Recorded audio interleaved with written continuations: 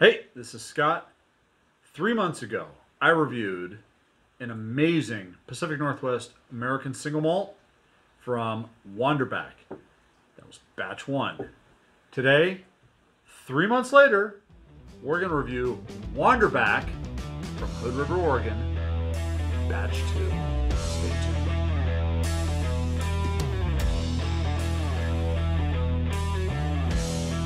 Hey, this is Scott. You are tuned in to the Rookie Wine and Whiskey Enthusiast. It is New Whiskey Wednesday, and here in the middle of August, it's raining outside. Don't know if the microphone will pick that up. I got the window open. It's a little muggy. But today, we are reviewing batch two from Wanderback. It's an American single malt company. They're out of Hood River, Oregon. And if you guys remember, and I'll post a link either here or here, or give it a try. If not, it'll be down in the description down below, of my review of their batch one, which I gave an astounding, for a first batch, 91 out of 100. I've had this now about a month and a half, 2 months. I've sipped on it a little bit. I'm off the neck. We're now down to the shoulder. We're going to give it a pour. Let's see what happens to it. Now, you are tuned in to YouTube's only dedicated, that I can find, wine and whiskey channel that specifically focuses on Washington State and the Pacific Northwest, but not exclusively. But tonight we are going to be discussing a Pacific Northwest whiskey. Now, this is the same mash bill as batch one, the one that I gave the 91 out of 100 for. 91 out of 100 with. The mash bill on this is Washington Select Pale Malt, Pale Chocolate Malt, Crystal Malt, and I can't remember, is it Monarch? Anyways, I'll see if I can put it down in the description below as well.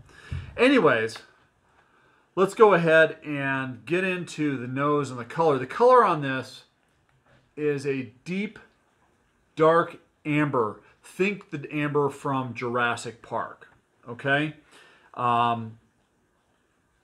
Now, what's different about this particular batch, batch one was completely finished. It was aged 3 years, and it was bottled at 90 proof, but it was finished in bourbon barrels. This particular one is aged 3 years, and part of the batch is aged in ex-Nicaraguan rum casks and ex-Heaven Hill bourbon barrels. So it's not going to be as smoky from the pale chocolate malt as batch one. So let's go ahead and get on the nose on this. This has got that malt sugar. It is just deep and rich. There's a honey note. There's spices, almost a cinnamon note. And there's a fruit zest note. But that malt, that sugary malt note to it is just deep and rich. And there's that vanilla as well from the new, from the bourbon, or from the new American oak casks. Oh God, this is just amazing. Now, what I'm not getting on the nose, which is what I did get on batch one, is that smoky note.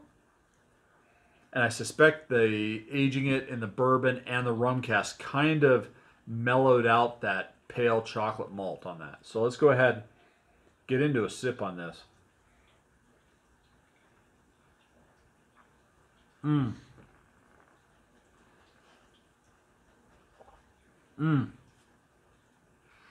Oily. This is such an oily mouthfeel. I get gingerbread cookies. You know those ginger snaps that you get out of the box that you get at the store? I'm getting all of that. I'm getting the cinnamon and the brown sugar spice out of that. There is a little bit of smokiness. Now, don't get me wrong. It's there, but it's very muted. That rum has given it, that rum cask has given it kind of a nice mellow, tropical orange zest note. A little bit of a citrus note. The vanilla is there from the previous barrels. It's also a little bit more rounded, and there's that toffee sweetness that the bourbon barrels also, the ex-bourbon barrels give it. But that gingerbread note is pow right there. So if you like ginger snaps or gingerbread cookies, you're going to love this American single malt. Let me go ahead and take another taste of that. I love sipping this as well.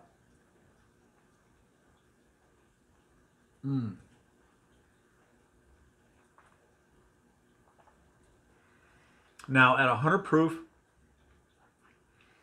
this drinks like an 80 or 90 proof. I'm going to double check. I got to make sure. I'm pretty sure I wrote that down as, yeah, 50% alcohol by volume. Damn. This is a dangerous, dangerous batch. Now, just like batch 1 as well, this one was distilled for Wanderback by Westland in Seattle. And wow, they've done a spectacular job. The finish on this, it ends with that smoky layer. It's very subtle, sort of like when you put a campfire out and you just get that smoky layer that just kind of lays across the campground. That and the orange zest are very prominent on the finish. Boy, it's a long finish. Matter of fact, I would say the finish on this is much longer. Well, I won't say much longer. It's definitely longer than batch 1. So, anyways, boy, I'm going to put a link down to the website down below. They say they're available in 34 states. I'm going to tell you right now, I think this batch was slightly larger than the other batch. So that means, I seem to remember that, I think it's 2,500 bottlings of this. They're now just getting ready to release batch 3, which is supposed to be aged in port barrels. Boy, that's exciting because I'm a really big port barrel finish guy. Anyways, what am I going to score this? You know what? I would almost say this is slightly better than batch 1. Batch 1 at 90 proof was a 91 out of 100. This, I think, because of the slightly higher proof on it, at 100%, or excuse me, at 100 proof, the richness, the malt sugars, you know, I'm not sure if I can go much higher than 91. I'm going to go ahead and give it a 92 out of 100. The guys at Wanderback are doing an amazing job. As you guys know, my favorite whiskey really is, for bourbon, when it comes, it's Woodinville, you know. For single malt scotches, I'm a real big Glenmorangie fan, Ardbeg fan, and I do have some one-offs that I really do enjoy. The you know, the real deeply sherry cask finish. But I'm going to tell you, Wanderback keeps doing what they're going to be doing. Their bottles are going to sell out, bar none. This is a great expression of Pacific Northwest single malt. Westland did, like I said, Westland distilled this for them. And I'm excited to see what batch 3 brings, because I believe batch 3 is going to be the last batch that Westland is distilling for them. I don't know who's going to distill for them afterwards. So, anyways, wow. I just got to say, wow. It is just an amazing American single malt. The legs on it, on the glass, are just clingy. This is, you know, I've had a sample of Balcones before. I would put this up against a Balcones single malt, American single malt, and I'd put it up against Westland's own product too. Anyways, I gotta get off. Anyways, listen, I want to thank you everybody for tuning in. Please go ahead and hit the thumbs up button if you like this video. Also, have you had Wanderback American single malt before? Have you had batch 1 or batch 2? Please let me know in the comments down below. If you like this content, please go ahead and subscribe. That way you will be one of the first notified. Also, when you hit subscribe, hit the bell icon right next to the subscribe button.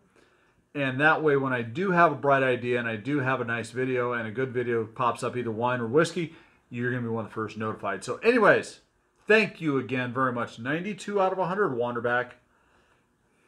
This is sort of like Ken Griffey Jr. hitting back-to-back home runs. So thank you very much. As always, please drink responsibly. Life is too short for either bad wine or bad whiskey. This is a wonderful expression of American single malt. Cheers.